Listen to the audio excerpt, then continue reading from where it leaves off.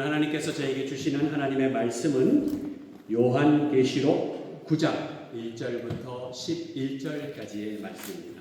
요한계시록 9장 1절부터 11절까지의 말씀입니다. 말씀을 봉독하도록 하겠습니다. 다섯째 천사가 나팔을 불매 내가 보니 하늘에서 땅에 떨어진 별 하나가 있는데 그가 무저갱의 열쇠를 받았더라. 그가 무저갱을 여니 그 구멍에서 큰 화덕의 연기 같은 연기가 올라오매 해와 공기가 그 구멍의 연기로 말미암아 어두워지며 또 황충이 연기 가운데로부터 땅 위에 나오매 그들이 땅에 있는 전갈의 권세와 같은 권세를 받았더라. 그들에게 이르시되 땅에 풀이나 푸른 것이나 각종 수목은 해하지 말고 오직 이마에 하나님의 인침을 받지 아니한 사람들만 해하라 하시더라. 그러나 그들을 죽이지는 못하게 하시고 5달 동안 괴롭게만 하게 하시는데 그 괴롭게 함은 전갈이 사람을 쏠 때의 괴롭게 함과 같더라. 그날에는 사람들이 죽기를 구하여도 죽지 못하고 죽고 싶으나 죽음이 그들을 피하리로다. 황충들의 모양은 전쟁을 위하여 준비한 말들 같고 그 머리에 금 같은 관 비슷한 것을 썼으며 그 얼굴은 사람의 얼굴 같고 또 여자의 머리털 같은 머리털이 있고 그 이빨은 사자의 이빨 같으며 또 철 호심경 같은 호심경이 있고 그 날개들의 소리는 병거와 많은 말들이 전쟁터로 달려 들어가는 소리 같으며 또 전갈과 같은 꼬리와 쏘는 살이 있어 그 꼬리에는 5달 동안 사람들을 해하는 권세가 있더라. 그들이 왕이 있으니 무저갱의 사자라. 히브리어로는 그 이름이 아바돈이요 헬라어로는 그 이름이 아불루온이더라. 아멘. 오늘도 지난주에 이어서 저희들에게 신앙의 마라톤이라는 제목으로 안정호 목사님께서 말씀을 전해주실 때 오늘 집사님께서 기도해 주신 것처럼 말씀을 듣는 가운데 하나님을 만나는 귀한 역사가 우리 모두에게 있기를 간절히 기도드립니다.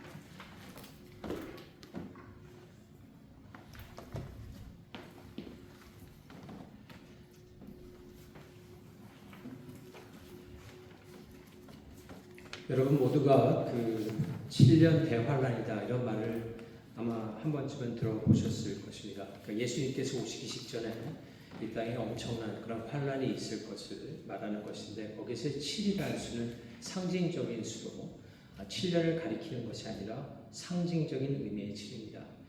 이 7년 환란에 관해서 증거하는 성경 여러 구절이 있는데 대표적인 요한계시록이 있는데요. 요한계시록에 보면은 7가지 재앙이 3번으로 연속적으로 나오는 것을 볼 수 있죠. 첫 번째는 인이 떼어지는 거, 봉인이 떼어졌을 적에, 두 번째는 나팔이 불고, 세 번째는 큰 대접이 이제 쏟아졌을 적에 각 7개의 재앙이 일어나는데 사실 이 재앙은 하나를 가리키는 것입니다. 21번의 재앙이 아니라 7번의 상징적인 수인데 이거를 가리키는 것이 무엇이냐면은 성경에서의 7과 3은 완전수입니다.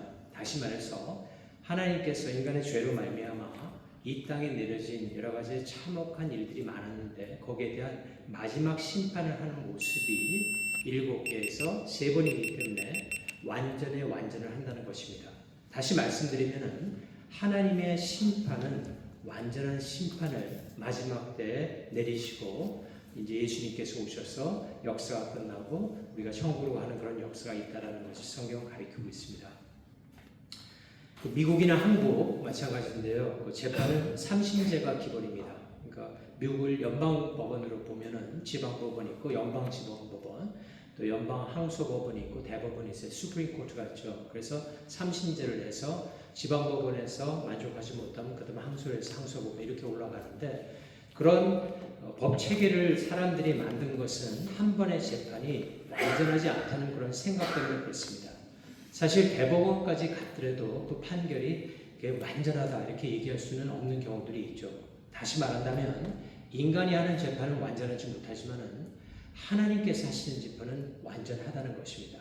왜냐하면 그 재판의 증인이 하나님, 성삼위 하나님이 되기 때문에 그렇습니다. 재판에서 가장 증거로 효력을 가지는 것은 증인입니다. 그게 가장 첫 번째 증거물인데 그 증인이 바로 성삼위 하나님이 계시기 때문에 하나님께서 내리는 판결은 정확하고 완전하다는 것입니다. 그 완전한 재판이 심판이 마지막 때 죄로 말미암아 이루어지는데 본문을 보게 되면 상당히 두렵고 또 완전하게 이루어지는 것을 볼 수가 있어요.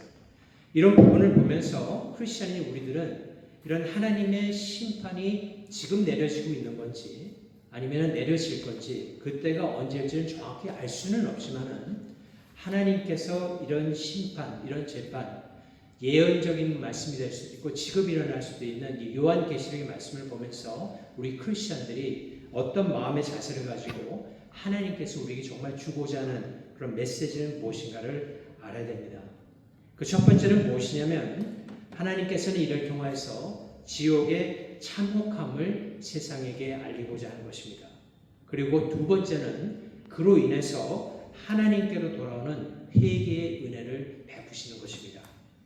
다시 말씀드리면 크리스천들은 세상에서 일어나는 일들에 대해서 민감하게 알아야 되는 사람들입니다. 왜냐하면 하나님의 역사는 어떤 모호하게 일어나는 게 아니라 인간의 역사를 통해서 항상 일어났습니다. 여러분들이 소선지서를 보더라도 알 수 있는데요. 소선지서는 약 300년 기간 동안에 하나님께서 큰 나라들을 어떻게 다루셨는지를 나타내는 부분이 상당히 많이 있습니다. 아수르가 있었죠. 그 다음에 바벨론이 있었죠. 그 다음에 페르시아가 있지 않습니까? 메데 페르시아지만은 그런 큰 나라들이 어떤 재앙을 당하고 심판을 당하면서 하나님께 돌아오는 그런 역사를 통해서 하나님께서 선지자들을 보내서 쓰여진 글들이 바로 소선지서입니다. 이것은 무엇입니까? 하나님의 역사는 지금도 이루어지고 있고 나라를 통해서 지도자를 통해서 이루어 나오고 계시다는 것입니다. 그래서 그런 것을 간과하지 않고 제가 지난번에도 말씀드렸지만은 그런 것을 또 통해서 사람들을 미혹하고자 하는 사단의 미혹에 빠지지 않고 하나님의 길로 우리가 담대히 걸어가야 된다라는 것입니다. 하나님께서는 세상을 심판하시는 가운데 첫 번째 인간들로 하여금 지옥의 참혹감을 깨닫게 하기를 원하신다라는 것입니다. 계시록 9장 1절 말씀을 보면 이렇게 되어 있습니다. 다섯째 천사가 나팔을 불매 내가 보니 하늘에서 땅에 떨어진 별 하나가 있는데 그가 부족의 열쇠를 받았더라 이렇게 되어 있습니다.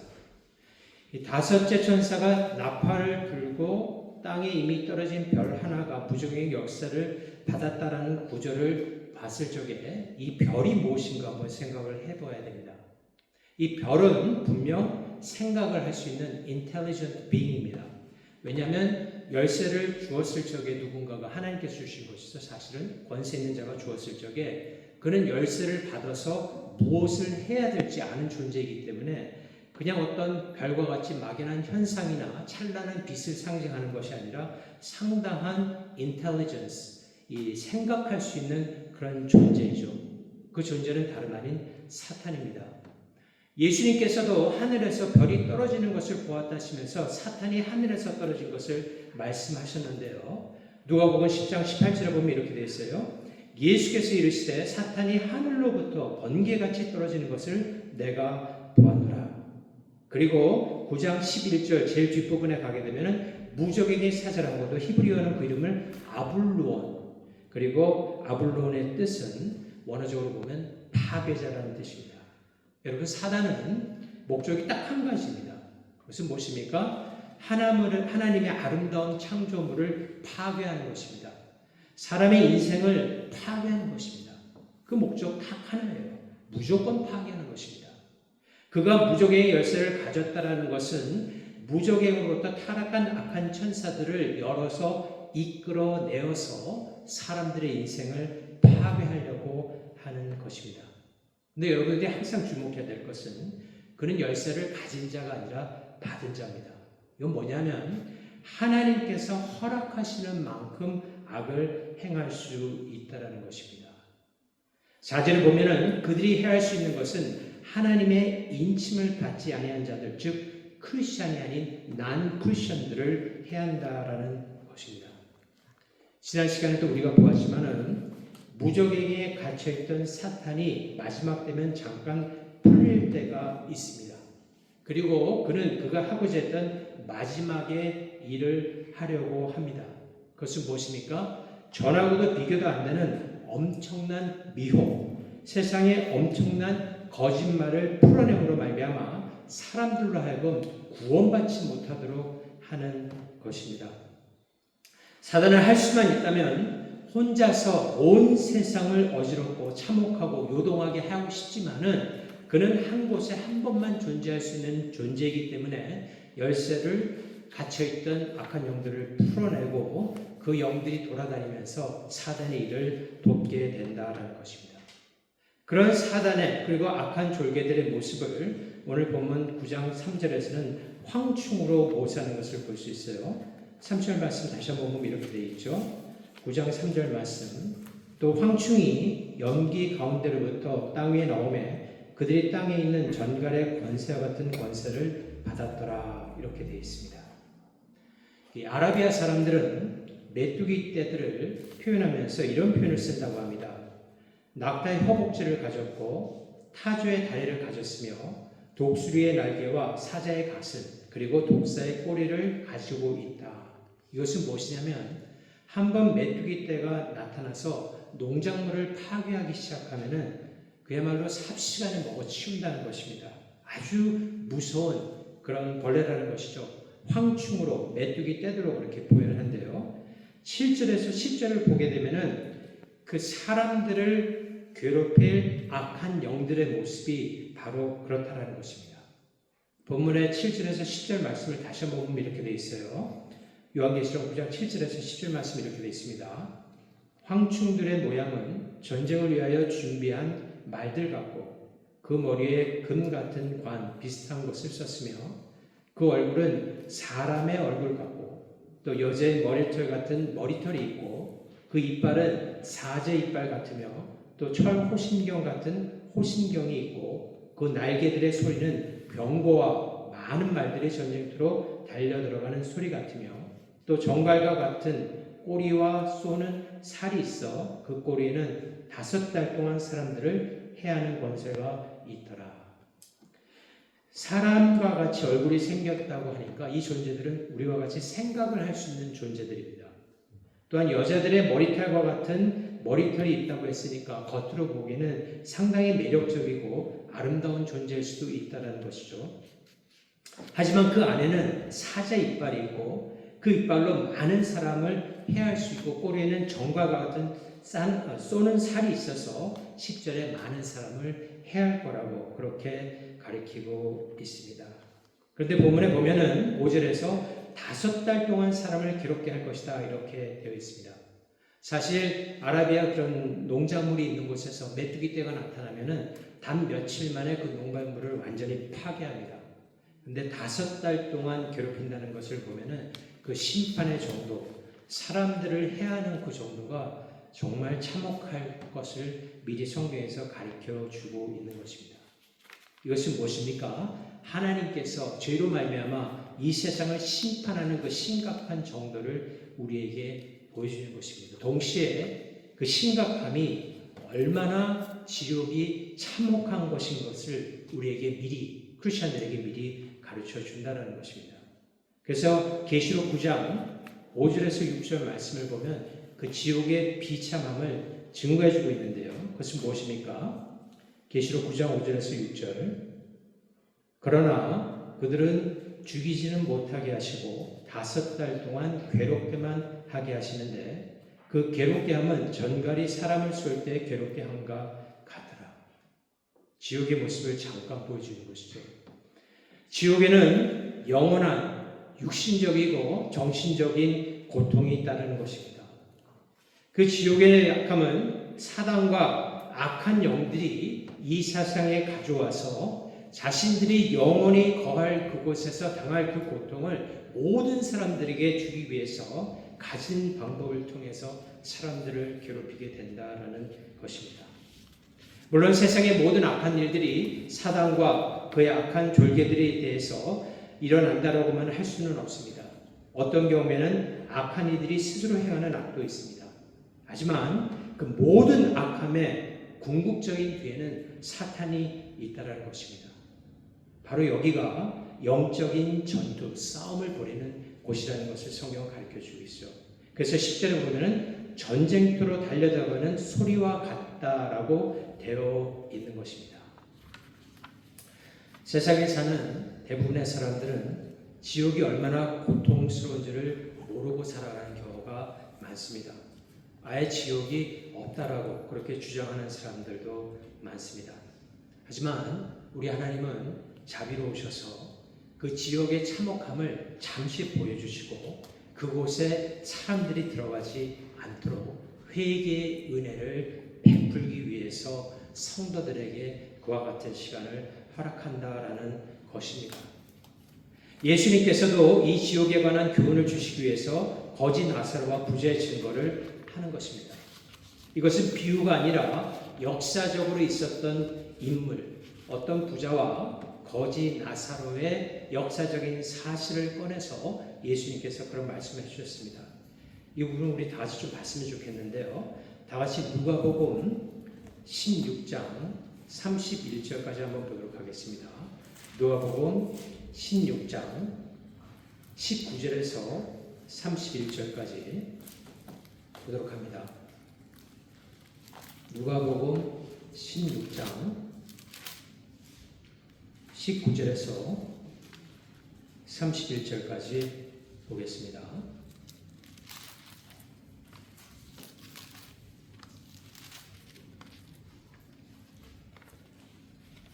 한 부자가 있어 자색 옷과 고운 베옷을 입고 날마다 호화롭게 즐기더라. 그런데 나사로라 이름하는 한 거지가 헌데 두성이로 그의 대문 앞에 버려진 채 그 부자의 상에서 떨어지는 것으로 배불리려 하매 심지어 개들이 와서 그 헌데를 핥더라. 이에 그 거지가 죽어 천사들에게 받들려 아브라함의 품에 들어가고 부자도 죽어 장사되매 그가 음부에서 고통 중에 눈을 들어 멀리 아브라함과 그의 품에 있는 나사로를 보고 불러 이르되 아버지 아브라함이여 나를 긍휼히 여기사 나사로를 보내어 그 손가락 끝에 물을 치고 내 혀를 서늘하게 하소서. 내가 이 불꽃 가운데서 괴로워하나이다. 아브라함이 이르되 예 너는 살았을 때 좋은 것을 받았고 나사로는 고난을 받았으니 이것을 기억하라. 이제 그는 여기서 위로를 받고 너는 괴로움을 받느니라. 그뿐 아니라 너희와 우리 사이에 큰 구렁텅이가 놓여 있어 여기서 너희에게 건너가고자 하되 갈 수 없고 거기서 우리에게 건너올 수도 없게 하였느니라. 이르되 그러면 아버지여 구하노니 나사로를 내 아버지의 집에 보내소서. 내 형제 5이 있으니 그들에게 증언하게 하여 그들로 이 고통을 받는 곳에 오지 않게 하소서. 아브라함이 이르되 그들에게 모세와 선지자들이 있으니 그들에게 들을지니라. 이르되 그렇지 아니하니이다. 아버지 아브라함이여 만일 죽은 자에게서 그들에게 가는 자가 있으면 회개하리이다. 이르되 모세와 선지자들에게 듣지 아니하면 비록 죽은 자 가운데서 살아난 자가 있을지라도 고난을 받지 아니하리라 하였다 하시니라. 아멘. 이 부분을 보면서 우리가 한 가지 깨달을 수 있는 것은 세상에 있는 많은 사람들은 어떤 기적적인 일들이 일어나야지 예수님을 믿게 된다. 잘못 생각하는 경우가 참 많이 있습니다. 물론 사도 바울 같은 경우에 다메섹으로 가다가 도상에서 예수 그리스도의 현현한 모습, 그 기적적인 모습을 보고 예수 그리스도를 믿게 되었습니다. 하지만 사도행전 9장에서 말씀하시고 있는 것은 그 기적을 통해서 만났다는 것이 아니라 어둠에 갇혀있던 사도 바울이 빛으로 나오는 그 모습을 증거하기 위해서, 그래서 3일 후에 비늘 갇힌 것이 벗겨지면서 눈이 밝아지고 하나님의 뜻대로 하나님의 말씀을 보게 되는 그런 장면을 우리에게 가르쳐 주시기 위해서 보여주신 것이죠. 세상에 있는 사람은 어떤 기적적인 일, 획기적인 일이 있으면 예수 그리스도를 믿게 된다는데 아브라함의 답은 무엇입니까? 그런 기적적인 역사가 아니라 하나님의 말씀을 들음으로, 전하는 자의 말씀을 들음으로 예수 그리스도를 믿게 되는 역사가 일어난다라는 것입니다. 세상에서 일어나는 여러 참혹한 일들을 통해서 지옥의 참혹함을 깨닫고 예수님만이 그 참혹함에서 여러분을 구할 수 있는 구원자가 되심을 여러분들이 꼭 믿으시길 바랍니다. 세상은 사람의 재성이 더욱더 격화됨에 따라서 계속해서 유동하게 될 것입니다. 그럼 그런 환난과 혼란 속에서 여러분은 어떻게 살아나가야 할까요? 여러분께서는 어떻게 계속해서 신앙의 마라톤을 해나가야 될까요? 여러분, 신앙은 100m 대시가 아닙니다. 100m 달리기가 아니에요. 우리가 마지막 숨을 거두는 순간까지, 그러니까 우리의 인생이라는 것은 어렸을 적에 청년기 때가 소중하고 나이 들면서 인생의 값어치가 없어요. 절대 그런 것이 아닙니다. 인생은 살아있는 그 순간, 마지막 호흡을 내뱉는 순간까지 소중한 것입니다. 왜냐하면 그때까지 우리는 신앙의 마라톤을 해야 되기 때문에 그렇습니다. 그와 같은 신앙의 마라톤을 하기 위해서는 우리가 어떤 자세를 취해야 될까요? 우리 빌립보서 3장 10절에서 14절까지 한번 보도록 하겠습니다. 빌립보서 3장 10절에서 14절까지 봅니다. 보면 이렇게 되어 있습니다. 빌립보서 3장 10절에서 14절. 내가 그리스도와 그 부활의 권능과 그 고난의 참여함을 알고자 하여 그의 죽으심을 본받아 어떻게 해서든지 죽은 자 가운데서 부활에 이르려 하노니 내가 이미 얻었다 함도 아니요 온전히 이루었다 함도 아니라 오직 내가 그리스도 예수께 잡힌 바 된 그것을 잡으려고 달려가노라. 형제들아, 나는 아직 내가 잡은 줄로 여기지 아니하고 오직 한 일, 즉 뒤에 있는 것은 잊어버리고 앞에 있는 것을 잡으려고 표대를 향하여 그리스도 예수 안에서 하나님이 위에서 부르신 부름의 상을 위하여 달려가노라. 아멘. 여러분들이 세상이 어떻건 간에 민감해야죠. 혼란은 여러 가지 있을 수 있습니다. 하지만 우리의 항상 중심을 가지고 이 신앙의 마라톤을 해야 되기 위해서 크리스천들에게 가장 필요한 덕이 있다면 인내입니다. 인내. 성도의 견인이라고 하죠. perseverance. 조금 다른 의미이긴 하는데 참는 것입니다. 성도의 인내를 위해서 여러분들이 세 가지를 알아야 되는데 오늘 본문에 보면은 3장 12절, 그러니까 빌립보서 3장 12절에 보게 되면 첫 번째 인내하는 사도 바울의 모습에서 세 가지를 우리가 배울 수 있습니다. 첫 번째는 사도 바울과 우리의 인내는 예수님께서 그와 우리를 당신의 소유로 삼으신 사실에 기초합니다. 사도 바울과 우리의 인내는 예수님께서 그와 우리를 당신의 소유로 삼으신 사실에 기초를 합니다. 그래서 사도 바울은 증거를 하면서 내가 그리스도 예수께 잡힌 바 되었다라는 것을 먼저 증거합니다. 마태복음에 보게 되면은 그 당시에 랍비들은, 선생들은 가만히 있고 제자들이 찾아오게 됩니다. 지금도 마찬가지로 하버드라든지 아이비리그의 훌륭한 교수를 찾아서 학생들의 가는 것이 통예입니다. 하지만 예수님은 다르셨어요. 예수님은 직접 제자들을 찾아다니셨습니다. 물론 그것은 겸손한 모습일 수도 있어요. 하지만 예수님께서 그것을 통해서 가르쳐 주시는 것은 너희들이 나를 택한 것이 아니라 내가 너희를 택하였다는 것입니다. 내가 너를 붙들었다는 것입니다. 그래서 요한복음 15장 16절을 보게 되면 예수님께서 다음과 같이 말씀하십니다. 너희가 나를 택한 것이 아니요 내가 너희를 택하여 세웠나니 이는 너희로 가서 열매를 맺게 하고 또 너희 열매가 항상 있게 하여 내 이름으로 아버지께 무엇을 받은지 다 받게 하려 함이라. 아멘. 우리가 예수 그리스도의 이름으로 무엇을 간구하든지 하나님께서는 반드시 들어주십니다. 여러분들이 신앙의 마라톤을 하면서 계속적인 믿음의 삶을 살면서 마음 가운데 항상 중심해야 될 것은 하나님께서 나를 택했다는 것입니다. 예수님이 나의 삶의 주인이 된다는 것입니다. 나는 그분을 따르는 제자고 그분의 종이라는 것입니다. 이것을 잊지 않고 매일매일의 신앙의 마라톤을 할 적에 우리는 참된 인내를 가지고 해나갈 수 있게 되는 것입니다. 사랑하는 성도 여러분, 성도가 끝까지 인내할 수 있는 것은 자신의 결코 어떤 힘이 아닙니다. 자신의 힘이 아니라 하나님께서 부르셨다고 하는 놀라운 하나님의 영광된 진리를 매일매일 깨닫고 내가 내 삶이 나에 속한 것이 아니라 하나님의 소유가 되었다는 사실을 우리가 분명히 매일매일 알아갈 적에 그것으로 하여금 우리가 신앙의 마라톤을 할 수 있는 가장 기본적인 힘을 준다라는 것입니다. 두 번째, 성도의 인내에 관하여 여러분들이 알아야 될 것은 우리 모두가 아직 종착역에 도착하지 않았다는 사실입니다.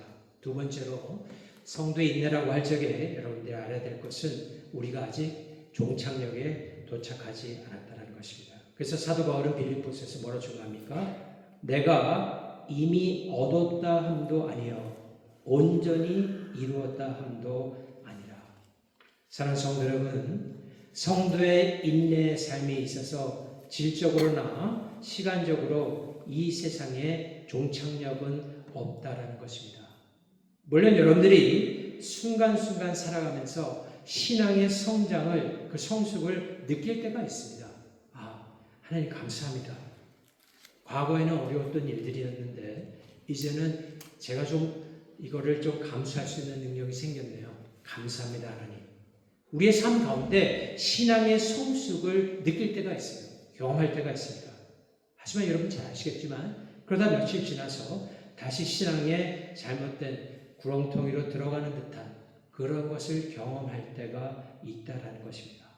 왜냐하면 이 세상에서는 우리의 신앙이 완전해지는 것이 아니기 때문에 그렇습니다. 오해는 하지 마세요. 이 말은 우리가 완전한 의인이 안 되었다라는 것은 아닙니다. 우리가 예수 그리스도를 믿는 그 순간에 하나님께서는 예수 그리스도의 의로서 우리를 덧입혀 주시고 더 이상의 정죄함은 없고 하나님 안에서 완전한 의인이 됐음을 하나님께서 법정으로 선포를 해주십니다. 그리스도의 공로로 말미암아. 하지만 그 의를 얻고 이제 영화로 가는 성화의 과정이 우리에게 남아있다는 것입니다. 그리고 종착역인 영화가 될 적에는 예수 그리스도의 얼굴을 얼굴과 얼굴로 마주 볼 적에 그때 완전히 이루어지는 것입니다. 그렇기 때문에 우리의 삶 가운데 신앙의 ups and down, 좀 높을 때도 있고 낮아질 때도 있고 또 낮아질 때는 하나님께서 겸손하게 만드시는구나 하면서 또 배우면 됩니다. 그리고 다시 일어나서 또 가고 이런 과정을 통해서 우리의 삶은 어떻게 보면 내추럴하게 점점 더 자연스럽게 점점 더 신앙생활이 이렇게 자연적이고 또 자유함을 느끼고 기쁨도 느끼면서 하나님과 함께 동행하는 삶을 살아갈 수 있다는 것입니다. 이런 삶을 하는 가운데 여러분들이 이 빌립보서 1장 6절 제가 좋아하는 말씀 가운데도 하나인데요. 꼭 이 마음에 품어야 되는 말씀이에요. 빌립보서 1장 6절에 보면 이렇게 되어 있어요. 너희 안에서 착한 일을 시작하시니가 그리스도 예수의 날까지 이루실 줄 우리는 확신한다. 아멘. 내 안에 이루시는 성령님의 능력에 우리가 온전히 의탁해서 이 신앙의 삶을 살아갈 적에 그 삶이 기쁘다는 것입니다. 그 삶에 참다운 인내를 경험하게 된다는 것입니다. 사랑하는 성도 여러분, 이 시간 이 하나님의 말씀을 믿음으로 받으시길 바랍니다. 우리 모두는 천성을 향해서 가고 있는 성도들인 것을 결코 잊어서는 아니 된다는 것입니다. 마지막으로 성도의 인내는 하나님을 향한 우리의 헌신적인 사랑으로 이루어집니다. 세 번째, 마지막으로 성도의 인내는 하나님을 향한 우리의 헌신적인 사랑으로 이루어갑니다. 여러분, 자녀가 성숙해지면은 달라지는 것이 하나 있는데요. 그것은 부모의 마음을 헤아리기 시작한다는 것입니다. 그 부모의 마음을 헤아리는 것이 우리가 느낄 적에 자식을 키운 이런 보람 같은 것도 느끼고 기쁘게 된다라는 것이죠. 우리가 하나님과의 관계도 상당히 비슷하다고 생각을 합니다. 여러분, 어떤 자녀가 세상에 나가서 자신감을 가지고 살 수 있는 그 근본에는 여러 가지가 있겠지만 가장 중요한 것은 부모의 사랑입니다. 부모가 그 자식을 붙들어주고 사랑해주고 세상에 그 누가 어떤 일이 있더라도 내가 내 자녀를 보호해준다라고 하는 부모의 어떤 그런 큰 사랑이 이 자녀가 그것을 느낄 적에 어디 가서든지 자신감 있게 살아갈 수가 있는 것입니다. 마찬가지로 거꾸로 되면은 자녀가 점점 자라면서 아버지의 마음을 헤아리고 어머니의 마음을 헤아리고 또 어머니를 사랑하는 마음으로 아버지를 사랑하는 마음으로 어떤 행동들을 할 적에 우리는 어떻습니까? 가장 큰 기쁨을 느낍니다. 그때 참 그 자녀를 통한 기쁨을 하나님께서 함께 주신다는 것이죠. 이런 관계를 통해서 하나님께서는 마치 우리에게 하나님과 우리의 관계도 그렇다라는 것을 가르쳐주고 계신 것입니다. 우리가 성숙해지면서 하나님의 뜻을 더욱더 깨닫게 되고 너가 날 사랑하면 내 말을 갖다 지킨다라고 하는 예수님의 말씀을 우리 마음에 두고 하나님의 말씀을 어떻게 해서든지 물론 다 지킬 수는 없어요. 하지만 지키고자 하는 노력을 하고 더욱더 주님께 의지하는 그런 모습을 보면서 하나님께서는 기뻐하신다는 것입니다. 그리고 하나님을 향한 사랑이 더욱더 커지고 이런 선순환 구조가 우리의 성화의 가정 가운데 자꾸 일어날 적에 우리 신앙의 마라톤은 인내를 가지고 끝까지 갈 수 있는 참된 신앙의 삶의 모습을 보여줄 수 있다는 것입니다.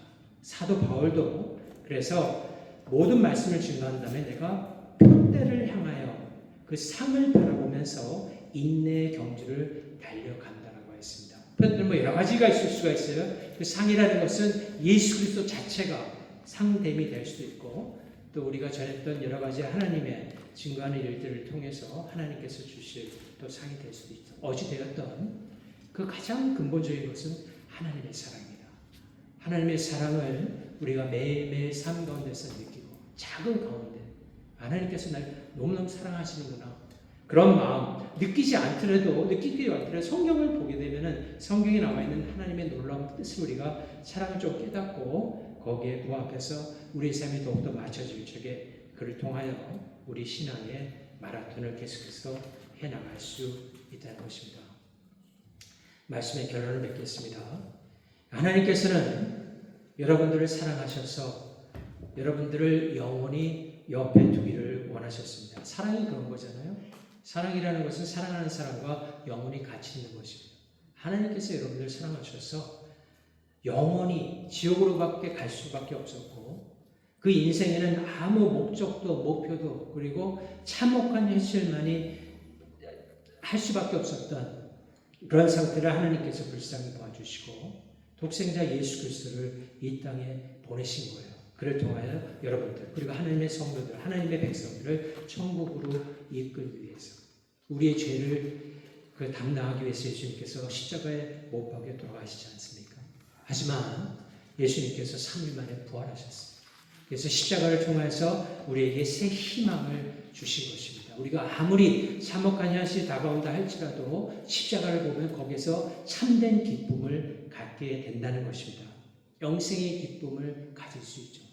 때에 따라서 상황이 너무 힘들어서 첩첩산중과 같은 그런 인생의 어려움이 닥쳐올지라도 하나님만을 끝까지 믿고 의지하고 바라보다 보면은 또 시간이 지남에 따라서 하나님께서 그 상황도 변화시켜 주십니다. 상황이 변화가 안 되면은 내 자신의 인생에 갇힌 어떤 믿음의 모든 것들을 변화시켜서 결국은 하나님을 사랑하는 사람으로 만들어 주십니다. 하지만 여러분들이 잘 아시겠지만 하나님께서는 그런 모든 것들 상황을 변화시켜서 우리가 신앙의 자리로 돌아와서 그 길을 걸을 수 있도록 인도해 주시는 것입니다. 많이 아마 경험하셨을 것입니다.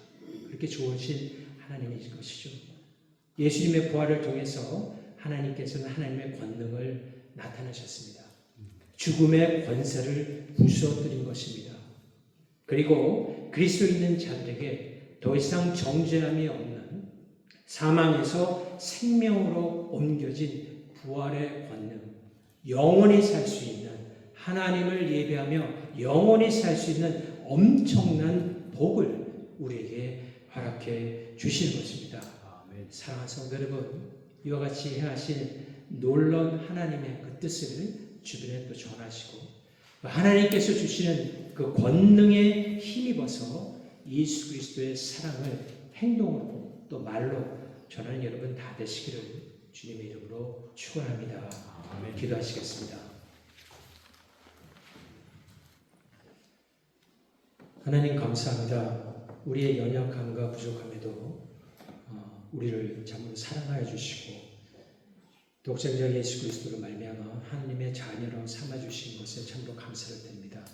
하나님, 우리가 또 한 주간을 살아갈 적에 이 말씀 마음에 꼭 새길 수 있도록 참 주님 도와주시옵소서. 참 하나님 아버지를 하나님을 우리가 아빠 아버지로 부를 수 있는 이 엄청난 참 놀라운 은혜를 우리에게 허락하여 주셨사오니 한 주간 살아가면서 하나님과 동행하고 하나님의 깊은 사랑을 깨닫고 그 하나님의 사랑을 우리 또한 성도들과뿐만 아니라 우리 주변에 있는 많은 사람들에게 나누면서 참 하나님의 좋으심을, 참 하나님의 위대하심을, 하나님의 그 크신 마음을, 하나님의 그 자비하심을, 하나님이 우리를 향하신 그 영원하신 사랑을 전하는 우리 모두가 될 수 있도록 주님께서 우리의 삶을 한 주간도 인도하여 주시옵소서. 아멘. 이 모든 말씀 우리 주 예수 그리스도 이름으로 간절히 기도합니다. 아멘. 아멘.